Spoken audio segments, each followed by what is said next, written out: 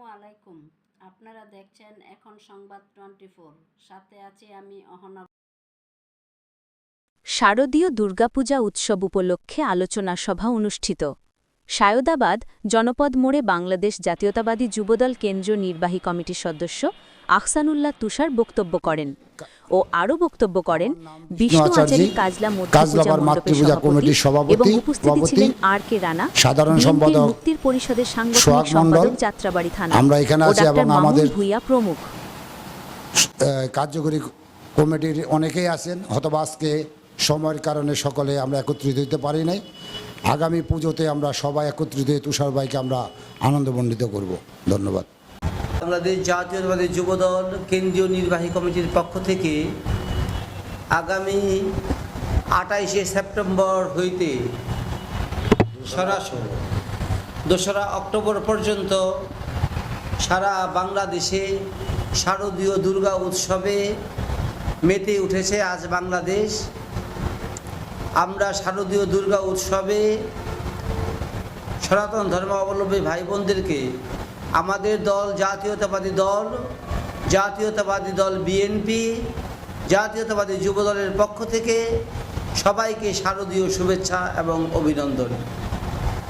আজকে আমাদের মাঝে পূজা মণ্ডপের সম্মানিত সভাপতি বিষ্ণু আচার্য উপস্থিত আছেন, আমাদের মাঝে উপস্থিত আছেন আমাদের ডাক্তার মামুন, আমাদের মাঝে উপস্থিত আছেন খালেদা জিয়া, তারেক জিয়া, মুক্তি পরিষদের বিপ্লবী সাংগঠনিক সম্পাদক, যাত্রাবাড়ি থানার জনাব আর কে রানা।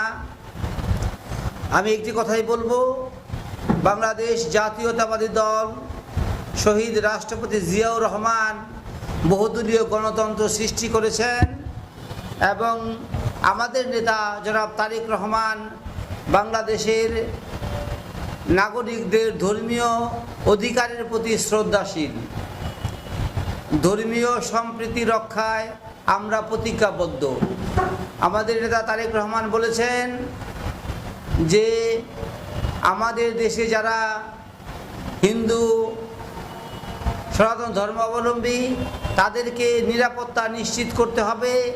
এই জন্য এই নিরাপত্তা নিশ্চিত করার জন্য আমরা তাদেরকে আশ্বস্ত করতে চাই যে জাতীয়তাবাদী যুবদল, শহীদ জিয়াউর রহমানের দল, দেশনেত্রী বেগম খালেদা জিয়ার দল, জনাব তারেক রহমানের দল, আমরা তার অঙ্গ সংগঠনের নেতাকর্মী, আমরা আপনাদেরকে প্রতিজ্ঞা এবং ওয়াদা করতে প্রতিশ্রুতি দিতে চাই যে আপনাদের পূজা মণ্ডপে সার্বিকভাবে আমরা যে ধরনের সহযোগিতা প্রয়োজন তা করতে জাতীয়তাবাদী দল প্রস্তুত রয়েছেন এবং ধর্মীয় সম্প্রীতি রক্ষায় আমরা যেমনি প্রতিজ্ঞাবদ্ধ।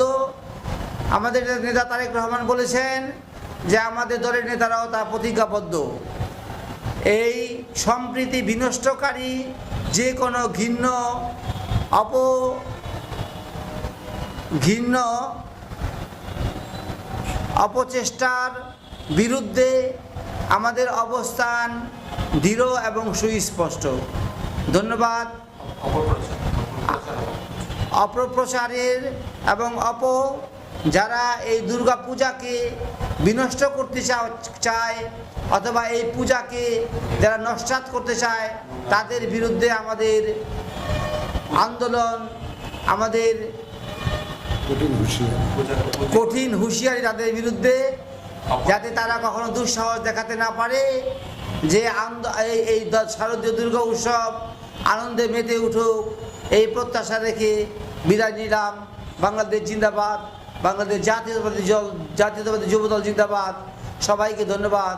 শহীদ জিয়া অমর হোক, দেশনেত্রী এবং খালেদা জিয়া, তারেক রহমান জিন্দাবাদ এবং তারুণ্যের অহংকার তারেক রহমান জিন্দাবাদ।